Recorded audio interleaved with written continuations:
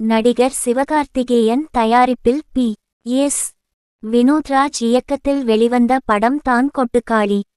இந்த படத்தில் நடிகர் சூரி மற்றும் அண்ணா பெண் இருவரும் முக்கிய கதாபாத்திரத்தில் நடித்திருந்தனர். இந்த படத்தின் இயக்குனர் பி. எஸ். வினோத்ராஜ் ஏற்கனவே இயக்கிய கூழாங்கல் படம் பல விருதுகளை பெற்றதால் கொட்டுக்காளி படத்திற்கும் மக்கள் மத்தியில் நல்ல எதிர்பார்ப்பு இருந்தது. இந்த நிலையில் நேற்று ஆகஸ்ட் 23ஆம் தேதி இந்த படம் வெளிவந்து ரசிகர்கள் மத்தியில் கலவையான விமர்சனங்களை பெற்று வருகிறது. இந்த படம் ஜெனரல் ஆடியன்ஸுக்கான படமில்லை என்றும் கூறி வருகின்றனர். ஆனால் இந்த படத்தில் சூரியின் நடிப்பு மிகவும் யதார்த்தமாக இருந்தது. இந்த நிலையில் முதல் நாள் இந்த படம் ரூ.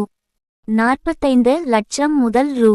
50 லட்சம் வரை வசூல் செய்துள்ளது என கூறப்படுகிறது. வரும் நாட்களில் இந்த படம் எவ்வளவு வசூல் செய்ய போகிறது என்பதை பொறுத்திருந்து பார்க்கலாம்.